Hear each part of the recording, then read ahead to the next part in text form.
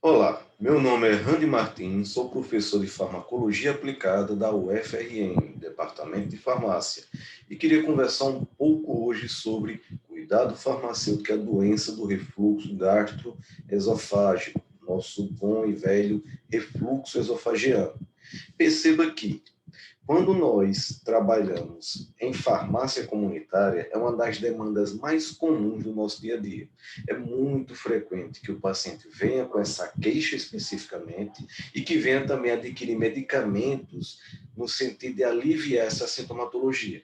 Vamos então discutir alguns aspectos gerais da fisiopatologia e da farmacoterapia, para depois embasar o cuidado farmacêutico associado a esse problema de saúde, assim como também enfatizar a importância das medidas não farmacológicas. É essencial que o farmacêutico saiba orientar sobre o que fazer para tratar o refluxo, não necessariamente associado ao uso de medicamento.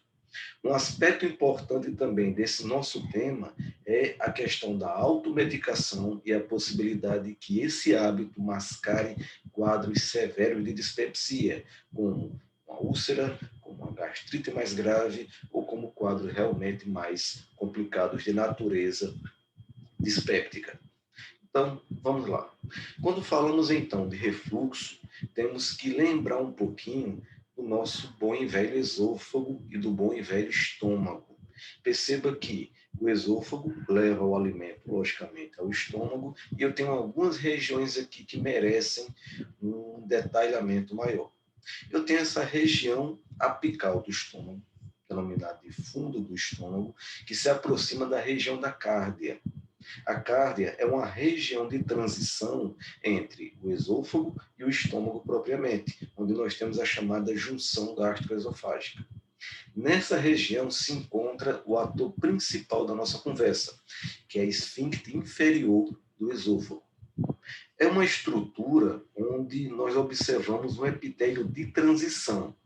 O esôfago ele é constituído basicamente de epitélio estratificado escamoso, ou seja, camadas de células de características mais achatadas, de características de maior resistência a agressões mecânicas, que vão se sobrepondo, proliferando e descamando à medida que o tecido permanece saudável, a mucosa permanece saudável. Há uma região de transição, denominada junção epitelial, onde você começa a ver uma migração desse tipo celular estratificado escamoso para o epitélio colunar especializado em secreção. Secreção de quê? Secreção do suco gástrico e secreção também do muco protetor contra a acidez exagerada do estômago.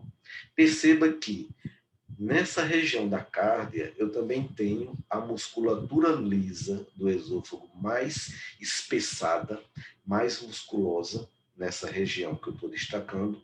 Ao mesmo tempo, também, eu tenho uma íntima relação entre essa área do esôfago e o diafragma. Veja que o diafragma, ele permite a passagem do esôfago através dele, enquanto que ele faz o seu trabalho de contração, o seu trabalho de permitir o processo respiratório. Isso é interessante porque o esfíncter inferior do esôfago, que se encontra na altura do diafragma, nós podemos observar, na mesma região, uma proximidade significativa, faz com que essa musculatura lisa e especializada permita um fechamento dessa região, onde a abertura só ocorre no momento da passagem do bolo alimentar. Logicamente, o alimento, quando encontra essa barreira esfíncter, o próprio processo de deglutição, o próprio processo do peristaltismo, faz com que essa abertura dê passagem ao alimento, mas ao mesmo tempo feche para que eu não tenha o retorno desse alimento para essa região do esôfago. Por que que isso é importante? A partir do momento que o bolo alimentar entra em contato com o conteúdo estomacal, e inicia o processo de digestão ácida, eu não posso permitir que esse conteúdo extremamente ácido retorne e tenha contato com um epitélio que não é preparado para aguentar essa agressão, que é o epitélio do esôfago. Então, essa esfíncter inferior do esôfago, ela tem essa função de manter o conteúdo estomacal no interior do estômago, que não tenha o processo de refluxo, o retorno desse material para onde ele não deve. Eu tenho nessa figura justamente esse processo de impedimento mecânico que esse conteúdo retorna.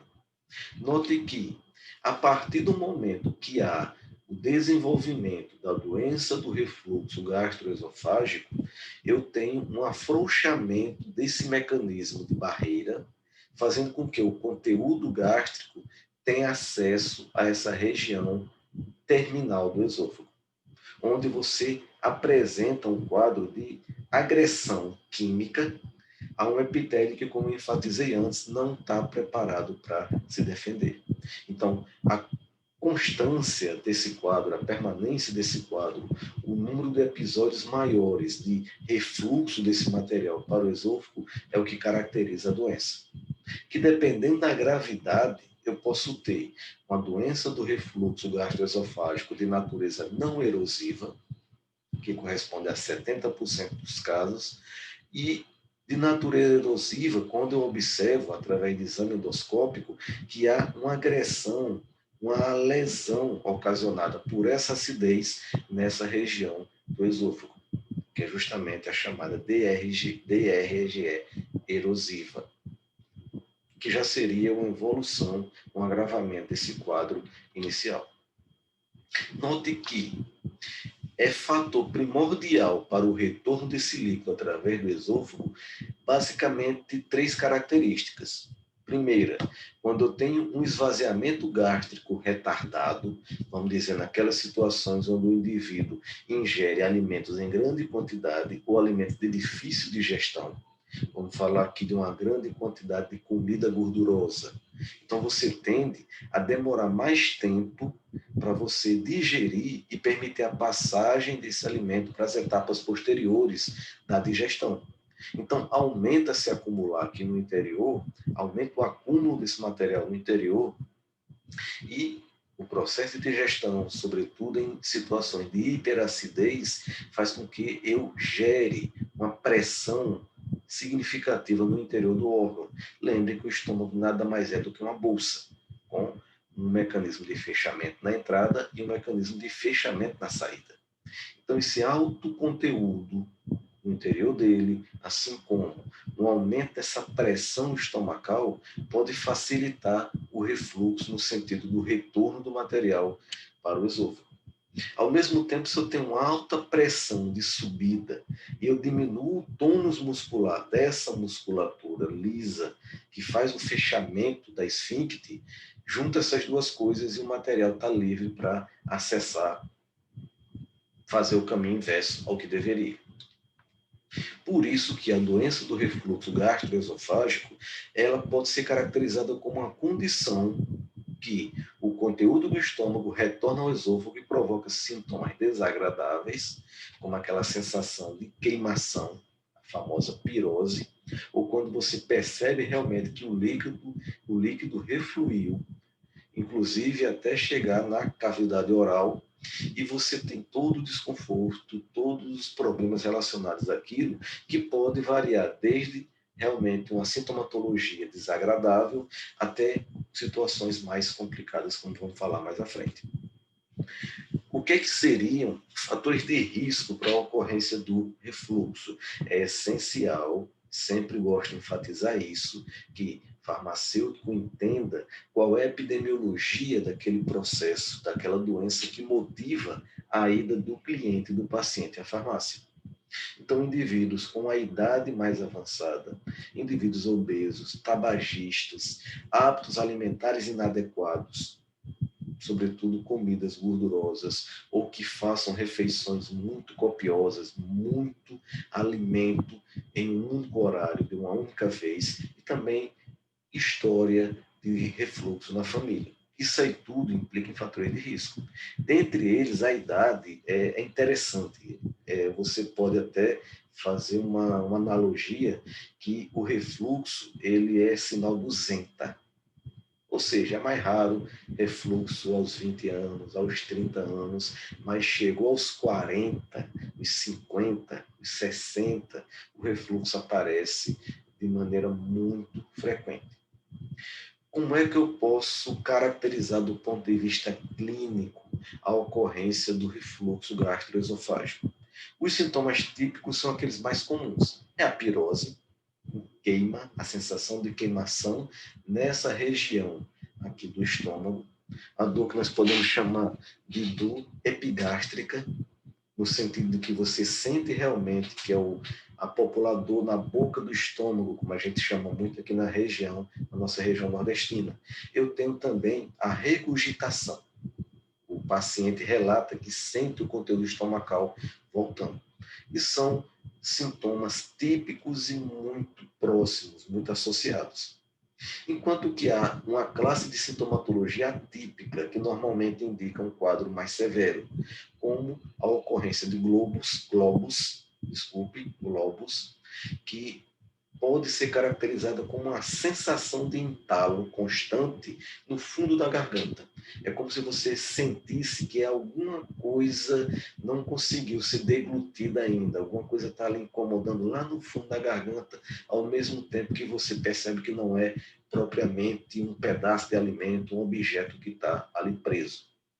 Eu tenho a ocorrência de dor torácica não cardíaca, que é muito comum nesses casos, inclusive pode ser confundida até com dor relacionada a um potencial infarto, mas pode ser sintomatologia de refluxo, é o que nós chamamos de dor retroesternal, mais acima, nessa região do externo, só que mais interiorizada, mais por trás dele.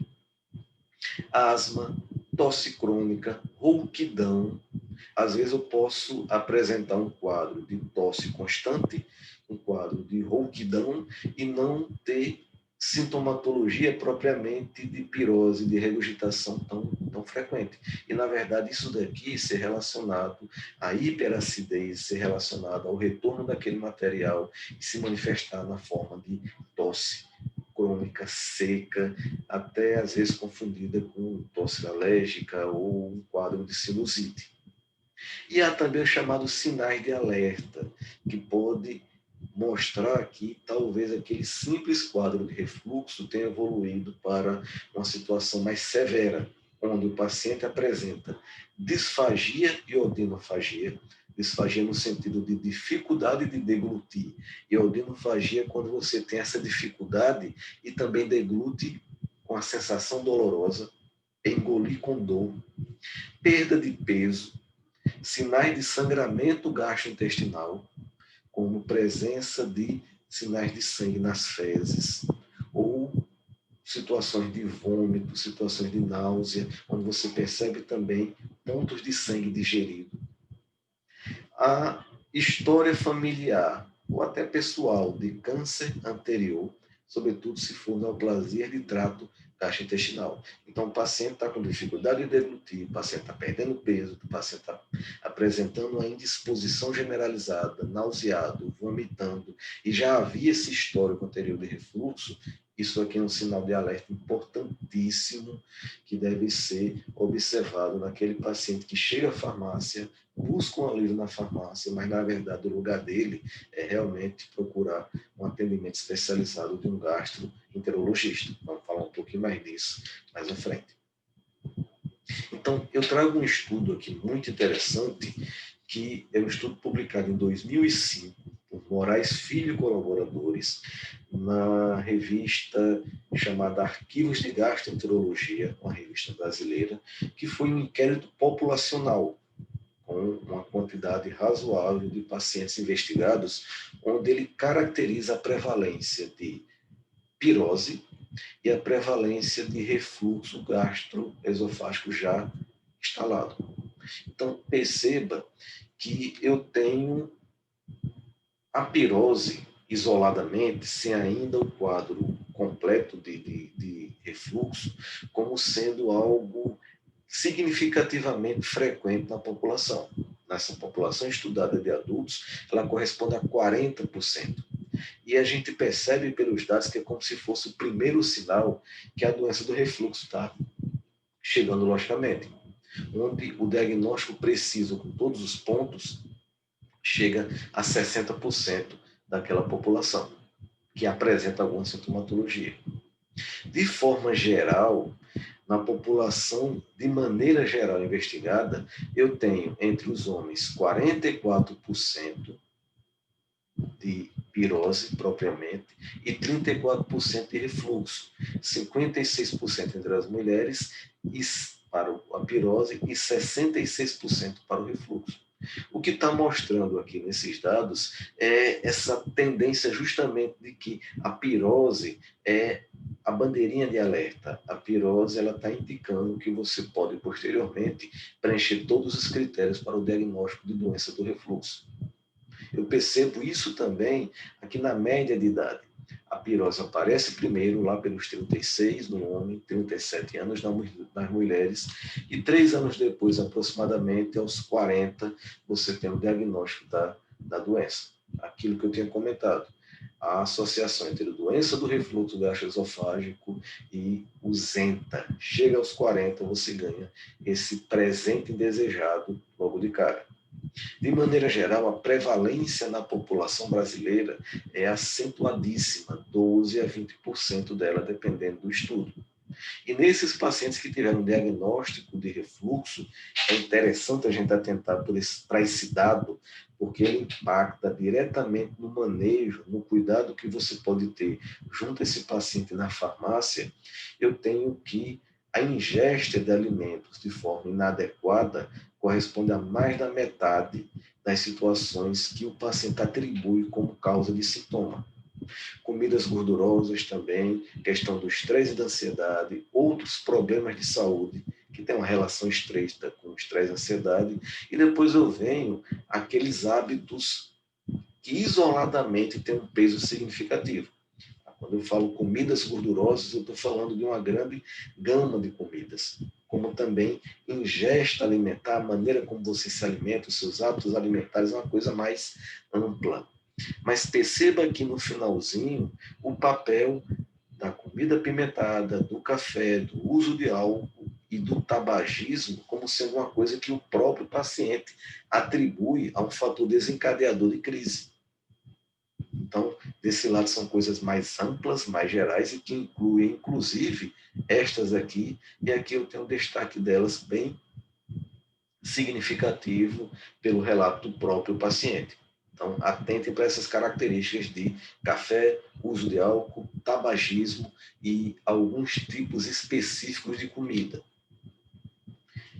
O tratamento da doença do refluxo gastroesofágico é uma coisa importantíssima para a gente ter uma compreensão e entender, inclusive, qual é o papel disso na doença. Há uma tendência do nosso paciente dele ter uma confiança excessiva no medicamento somente. Inclusive, é uma postura que a gente observa até entre os profissionais da saúde, onde é muito mais fácil tomar um comprimido do que mudar hábito de vida. Mas o papel do farmacêutico, ele começa a ganhar uma importância, uma relevância maior quando ele começa a entender que mudar hábito de vida faz parte também do seu trabalho. Note que o farmacêutico é o único profissional que, literalmente, ele tem contato com o paciente pelo menos umas 12 vezes por ano. Enquanto o médico gastroenterologista, ele pode fazer uma primeira avaliação e marcar um retorno com 30 dias, posteriormente um retorno com 60 dias e posteriormente um retorno com 6 meses.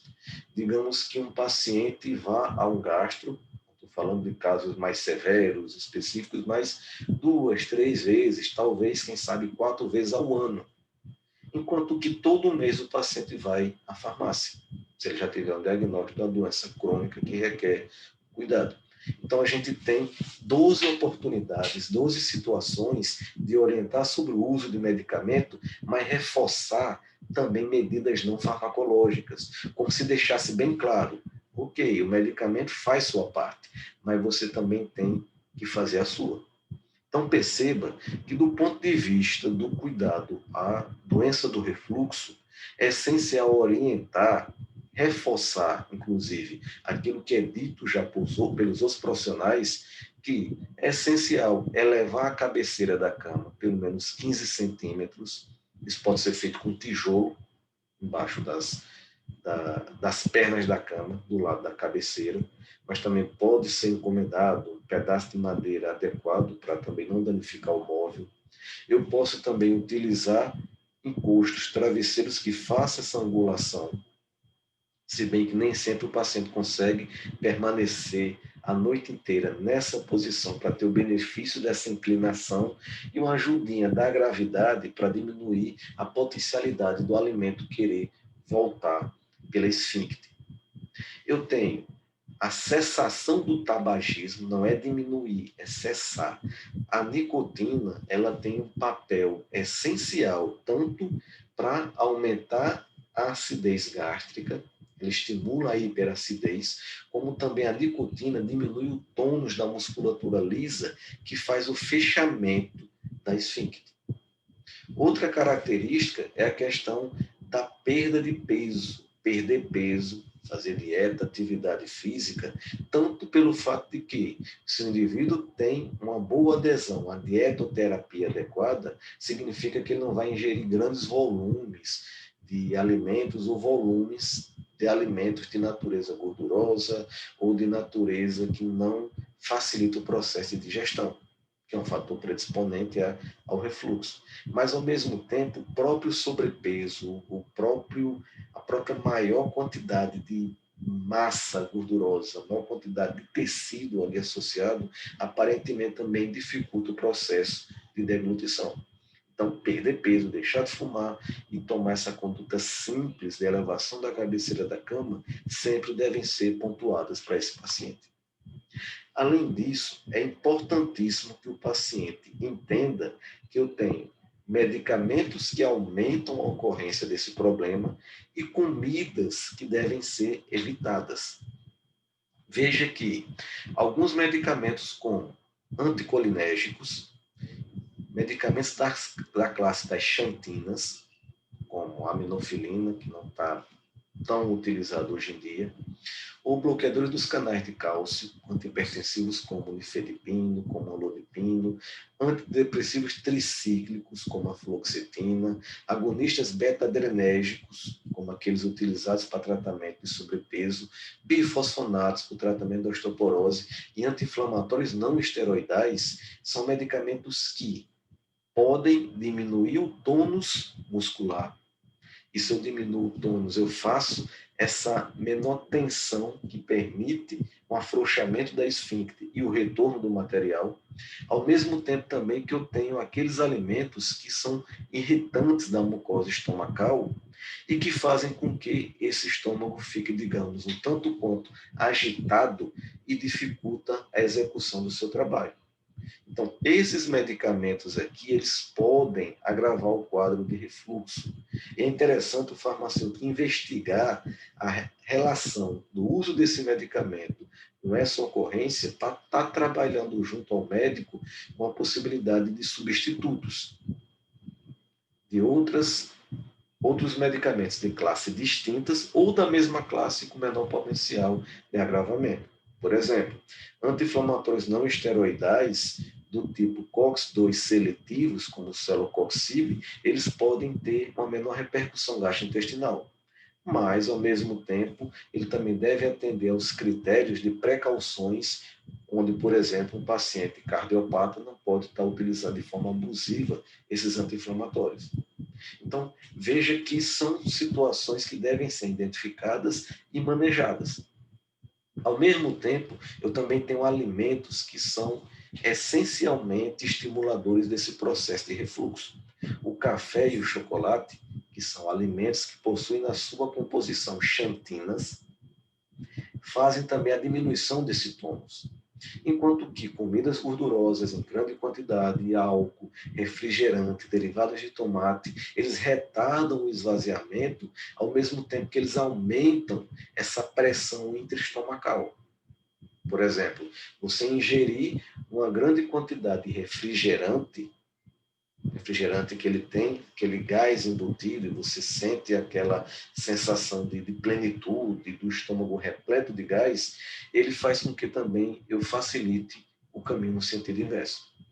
Frutas cítricas, menta, hortelã, café e, novamente, refrigerantes também aumentam a acidez estomacal e dificultam o bom andamento da digestão no contexto do refluxo. Então, é interessante que o paciente identifique quais são os alimentos gatilhos, aqueles alimentos que promovem uma ocorrência maior desses episódios. Gente, e um destaque especial para a pimenta, alimentos apimentados. Agora, é claro que nem todo mundo que ingere uma fruta cítrica vai ter refluxo, algumas pessoas têm uma sensibilidade maior a isso ou a esse alimento, mas é interessante que ele saiba identificar aquilo que mais é problemático para ele. Do ponto de vista de manifestações da doença do refluxo gastroesofágico, eu tenho os chamados sintomas típicos ocasionais que levam a esse diagnóstico, onde basicamente são manifestações de pirose e regurgitação. Acontecendo esses sintomas mais de 2 vezes na semana, por pelo menos um mês, isso está bem caracterizado, isso permite que o médico identifique e faça o seu diagnóstico com tranquilidade. Onde a abordagem é sempre mudança de estilo de vida, mas prioritariamente inibidores da bomba de prótons. Omeprazol, pantoprazol, lansoprazol e família. E eu tenho alguns medicamentos de segunda linha para situações excepcionais, como os gastroprotetores, antagonistas dos receptores da histamina do tipo 2 e os procinéticos. E vamos falar um pouquinho sobre essa abordagem. Já a situação que curse com manifestações atípicas, como globos do retroesternal, asma, tosse crônica, rouquidão, ou aqueles sinais de alerta, como dor ao deglutir, perda de peso, ou sangramento gastrointestinal, ocorrência de náusea, vômito, isso daqui já provavelmente indicaria para o médico a solicitação de uma endoscopia para uma avaliação mais criteriosa do quadro. Lembrando que não cabe ao farmacêutico o diagnóstico da doença do refluxo.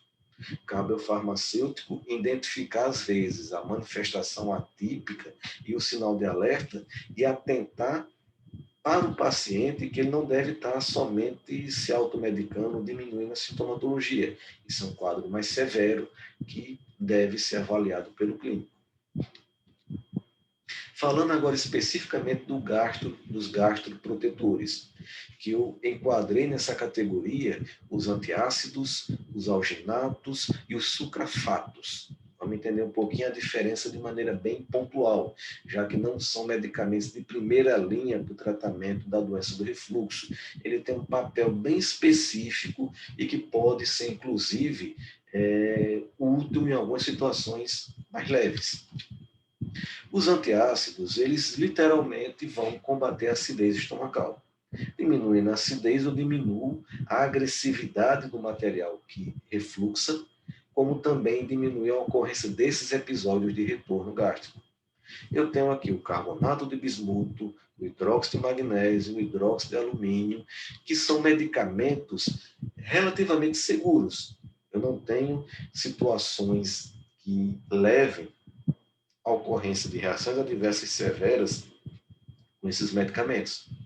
A exemplo, eu tenho também os alginatos e os sucrafatos, que são fármacos que fazem uma gastroproteção por literalmente promover a formação de um filme, como eu vejo nessas fotos que estão presentes no artigo publicado por Kim e colaboradores, onde ele identificou por endoscopia a formação de um biofilme de alginato na mucosa estomacal.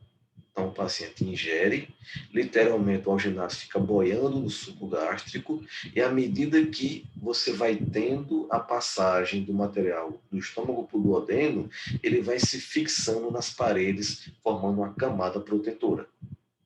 Isso diminui a agressividade ao estômago, diminui a contração no sentido de você facilitar o refluxo e também, por tabela, ele vai diminuir a agressão à mucosa estomacal. O problema do antiácido, do hidróxido de alumínio, do hidróxido de magnésio, é que para ele ser efetivo no contexto do refluxo, você tem que estar utilizando 5 a 6 vezes ao dia. E alginatos sucrafatos 4 vezes ao dia. Então, são medicamentos em posologia muito complexa e que a adesão é muito difícil. Então, muitas vezes, o paciente, quando adquire um antiácido, ele só toma naquela situação que a dor está incomodando bastante.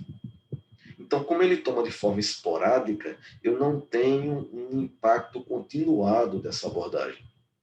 Então, é um tipo de medicamento que ele apaga um pouco o fogo, ele gera um certo alívio, mas ele não consegue fazer uma reversão, ele não consegue ter, a médio e a longo prazo, depois de alguns dias de uso, uma repercussão maior naquela manifestação. Tanto porque ele também não tem essa eficácia toda, mas ao mesmo tempo também porque ele tem uma posologia extremamente complexa, difícil de ser feita.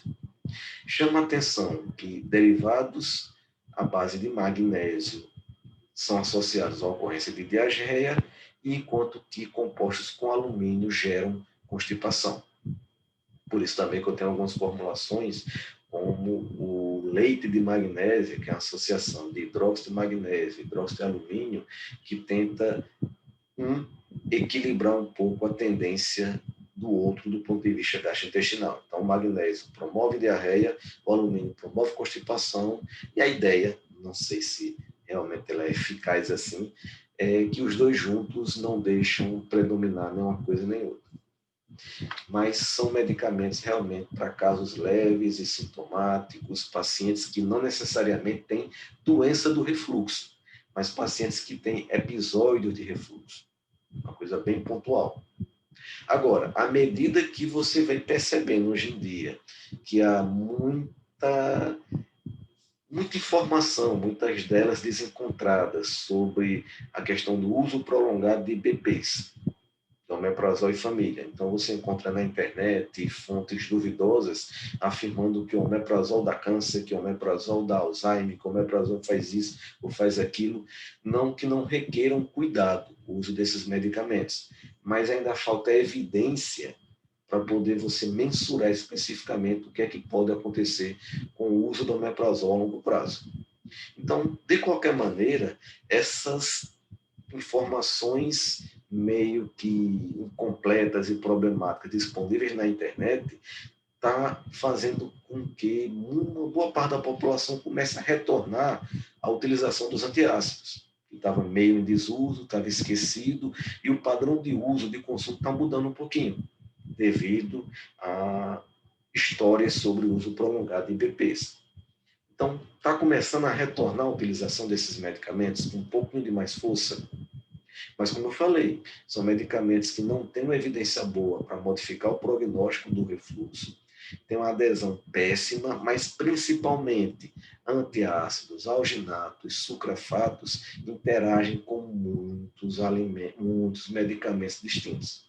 Então, aquele paciente com mais idade, o idoso, que usa de forma crônica beta-bloqueadores, usa cálcio, osteoporose, colecalciferol, diuréticos tiazídicos, que utiliza bifosfonatos, captopril, inibidores da ECA, estatinas, quer dizer, são classes farmacológicas e medicamentos específicos que não devem ser utilizados em concomitância com antiácidos. Deve ser 1 a 2 horas antes de outros medicamentos. O antiácido deve ser utilizado. O que, dependendo da quantidade de medicamento que você utiliza, dificulta muito um horário confortável e que facilite a adesão para todos eles. Na aula sobre interação medicamentosa, eu discuto um pouco mais sobre esse mecanismo entre antiácidos e várias classes medicamentosas.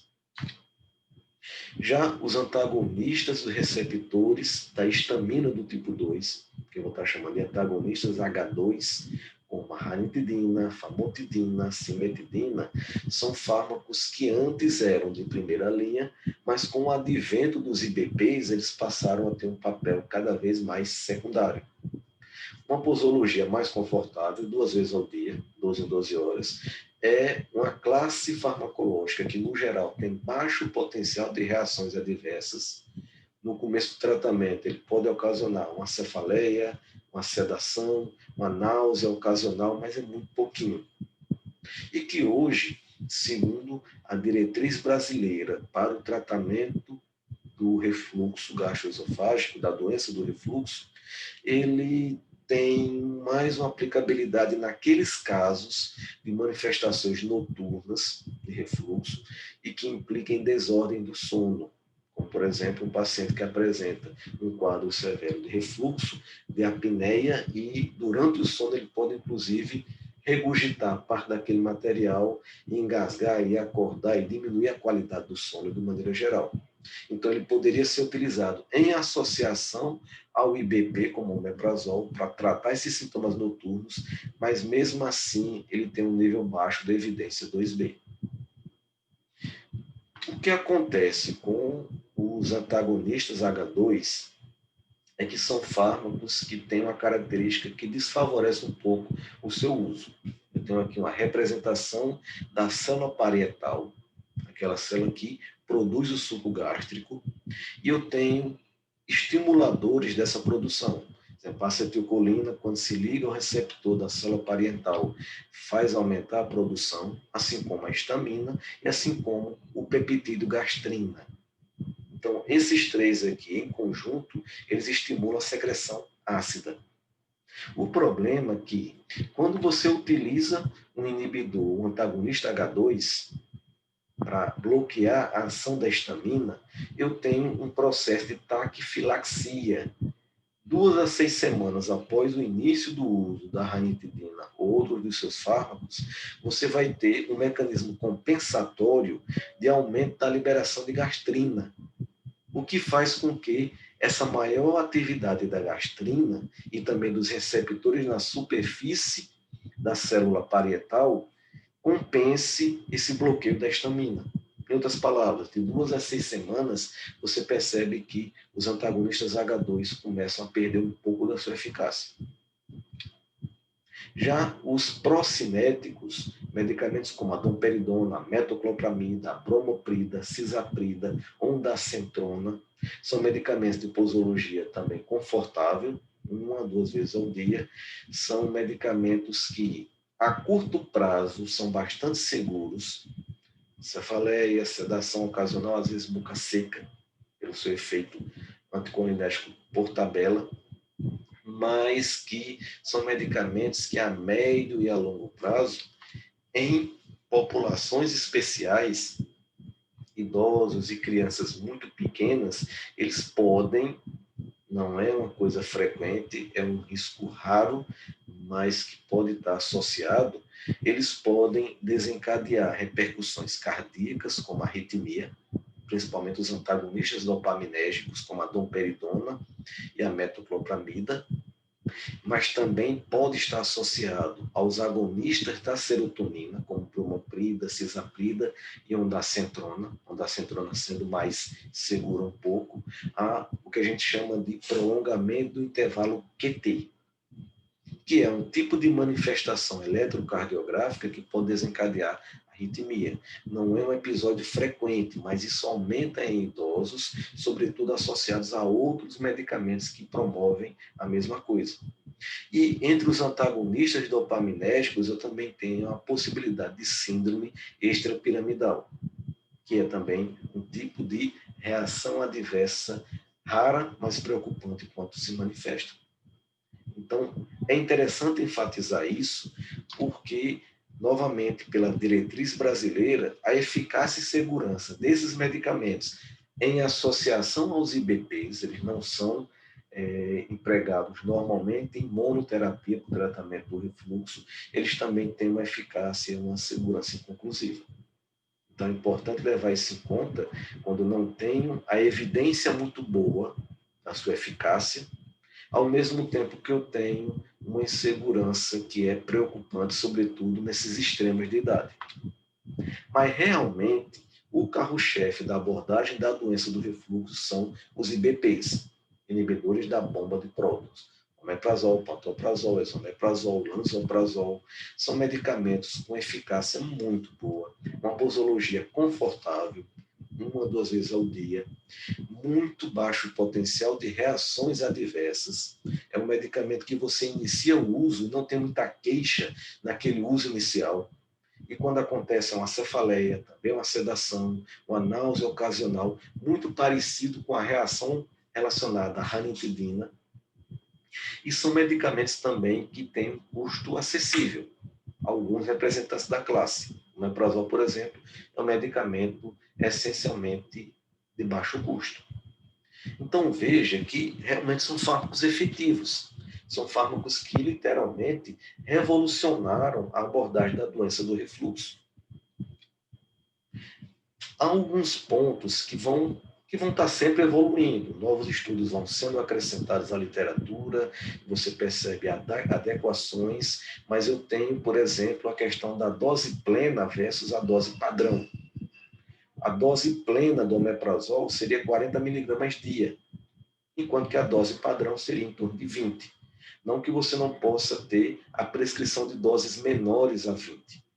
Mas eu tenho a chamada dose standard, padrão, a dose plena, que seria a posologia cheia, e mesmo na dose plena, eu não tenho uma grande manifestação dessas reações adversas, onde, pelo menos para quadros leves a moderados de refluxo, não há uma grande diferença entre a dose padrão para a dose plena.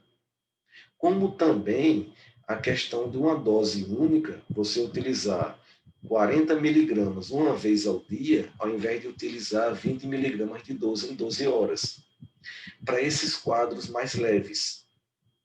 Então, dose única pode ser tão efetiva quanto a dose dividida em 12 horas para pacientes com esses quadros não tão severos. Isso, novamente, de acordo com a diretriz brasileira.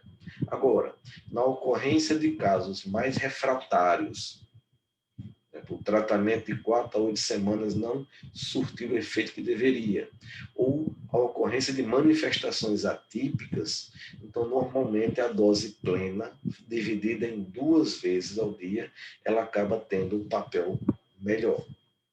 Eu estou colocando isso, gente, porque é importante reforçar essa possibilidade aliás, essa possibilidade não, digamos, essa obrigatoriedade do paciente seguir exatamente o que está prescrito. Porque às vezes ele compara, mas em outro médico eu usava uma vez por dia os 2 comprimidos. Esse daqui já pede para eu tomar outro antes de dormir, que é mais complicado, que é mais chato. E você explicar que às vezes eu tenho quadros mais severos que exigem uma posologia um tanto quanto diferenciada. Como também é essencial a constância, a adesão a esse processo. Na nossa próxima conversa, na nossa próxima aula, eu vou focar de forma mais detalhada no perfil de efetividade e segurança dos IBPs e também em algumas características importantes dos hábitos de consumo em relação ao uso desse medicamento na nossa população aqui natalense. Mas isso é cenas para os próximos capítulos. Do ponto de vista do cuidado farmacêutico, então, eu vou enfatizar 3 pilares aqui.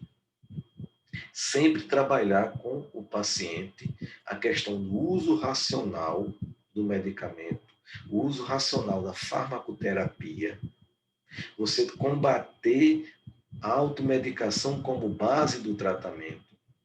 O paciente não deve se sentir muito à vontade para estar escolhendo quais medicamentos ele julga serem o adequado para aquele seu refluxo, ou caracterizar o seu refluxo como uma coisa menor, como uma coisa não tão relevante, e às vezes ele pode ter realmente um desdobramento, tanto quanto preocupante, e que se ele optar por essa automedicação, que ele tente fazer uma automedicação com orientação, que ele converse. Então, perceba que é essencial que ele saiba, por exemplo, que o antiácido ele pode impactar no tratamento de outras doenças, questão das interações medicamentosas, como falamos anteriormente. E também a utilização de medicamentos ou a evitação de medicamentos de venda livre que tem um potencial gastroirritante.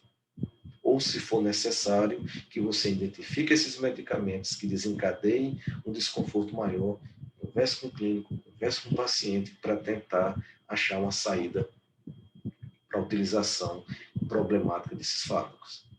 Ao mesmo tempo também aborda muito a adesão terapêutica. Veja, gente, que no tratamento do refluxo, a mudança dos hábitos de vida é aquilo que é menos priorizado e é que, na verdade, tem um impacto maior. Se você não muda o hábito de vida e só usa o medicamento, você vai estar diminuindo a intensidade dos sintomas, você vai estar tratando a sintomatologia, mas você não necessariamente vai estar tendo uma mudança real, consistente no prognóstico daquele problema. Então, está enfatizando essa questão da alimentação é essencial. Como também é essencial sempre reforçar com o paciente o que são os sinais de alerta. Vou aqui destacar muito a disfagia ou denofagia. O paciente tem que saber que dor ao deglutir não é normal. Dificuldade para deglutir não é normal. E que isso realmente é um sinal de alerta que indica a necessidade urgente de uma avaliação clínica.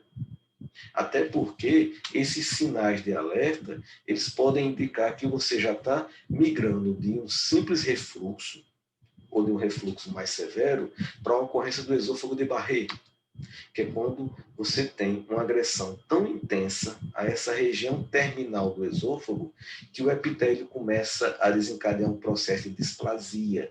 Ele começa a alterar a sua forma de ser como tecido, ao mesmo tempo também que eu começo a matar a capacidade de contração daquela musculatura lisa e você começa a perder a potencialidade da esfíncter esofagiana de fazer essa divisão entre esôfago e estômago. Você começa a ter, vamos falar aqui de uma maneira bem popular, um vão só.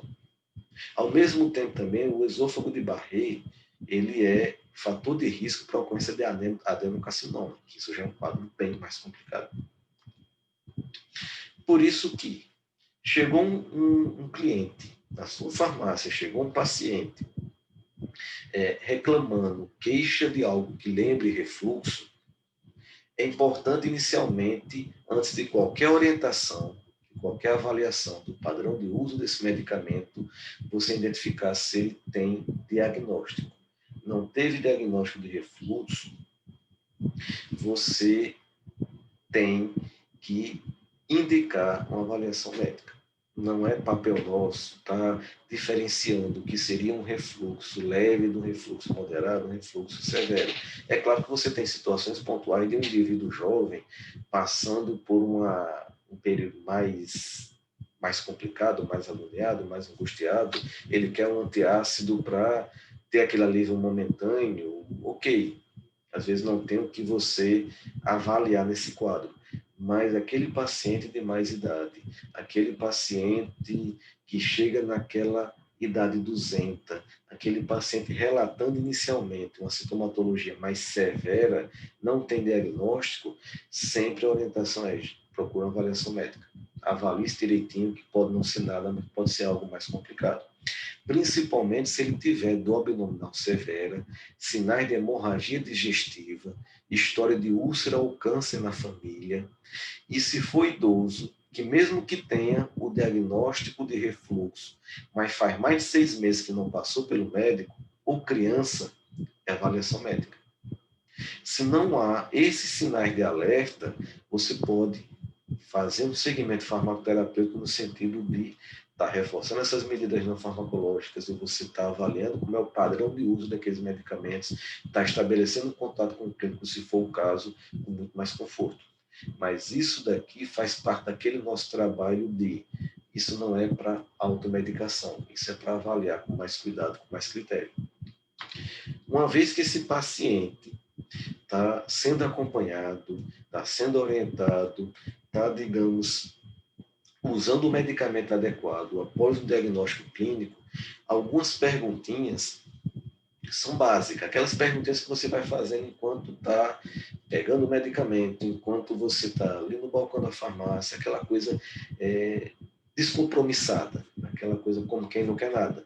Investigar sempre que se o paciente cessou o tabagismo, se ele conseguiu, se ele está fazendo uso mais moderado de bebida alcoólica, se ele está consumindo menos café, isso tudo é indicativo de que talvez ele esteja tendo uma boa adesão não farmacológica e trabalhando no sentido de diminuir os fatores externos, comportamentais, relacionados à ocorrência do refluxo, se ele está seguindo orientações dietéticas, utilizando refeições leves fazendo refeições leves a cada 3 horas, para você não ter aquele volume copioso de medicamento, de alimento de uma vez só. Então, refeições fracionadas fazem com que você se alimente menos naquelas refeições principais, almoço e jantar. Evitar ou moderar comidas gordurosas, evitar os alimentos gatilhos. Se sim, falta só mais uma coisinha para ele ganhar o selo de qualidade do estômago feliz. Se ele está praticando atividade física. Se a resposta for não para uma dessas perguntas, é reforçar a importância dessas medidas não farmacológicas e, se for o caso, encaminhar para um profissional como um nutricionista, no caso de inadequações dietéticas, procurar uma academia para praticar uma atividade física, reforçar junto ao gastroenterologista a necessidade dessas mudanças de hábito de vida, e você está fazendo aquele papel realmente de estimular a adesão, que, como eu comentei, é essencial. Do ponto de vista de parâmetros de monitorização, a segurança do uso desses medicamentos é muito boa. Eu tenho cefaleia, sedação, náusea ocasional, às vezes constipação e diarreia associada ao antiácido, mas isso é muito manejável. Agora, a efetividade é importante ela ser avaliada, porque você está, de certa maneira, percebendo se os episódios de regurgitação nas últimas 48 horas, os episódios de pirose nas últimas 48 horas, ou de dor, desconforto epigástrico nas últimas 48 horas estão diminuindo, é uma forma objetiva de você identificar e comparar se ele está tendo menos ocorrência desses fenômenos nos 2 dias anteriores comparado a um mês atrás. Você pode ter um parâmetro objetivo para estar conversando com esse paciente e afirmando, olha, você está melhorando. Vamos continuar fazendo aquilo que você já vem fazendo. Não vamos esquecer o não farmacológico. Vamos usar o medicamento direitinho. Próximo mês é o retorno ao gastro. Então, volta que eu acho que a coisa está progredindo bem. É diferente, gente, da monitorização, do aconselhamento, do acompanhamento do paciente sobre o uso prolongado de IBP. E isso a gente vai abordar com mais detalhe, com mais cuidado na nossa próxima conversa. Recomendo, como sempre, o excelente livro Pharmacotherapy, Pathophysiologic Approach, um livro escrito de farmacêutico para farmacêutico, e o Consenso Brasileiro, o Guideline para o diagnóstico e manejo do refluxo, da doença do refluxo gastroesofágico. Um consenso baseado em evidência de Moraes Filho e colaboradores, publicado em 2010. Material realmente muito bom. Nossa próxima conversa vai ser justamente sobre o uso dos IBPs, omeprazol, pantoprazol, lansoprazol, no contexto da farmácia comunitária, tanto para refluxo como também para outras doenças. Até mais.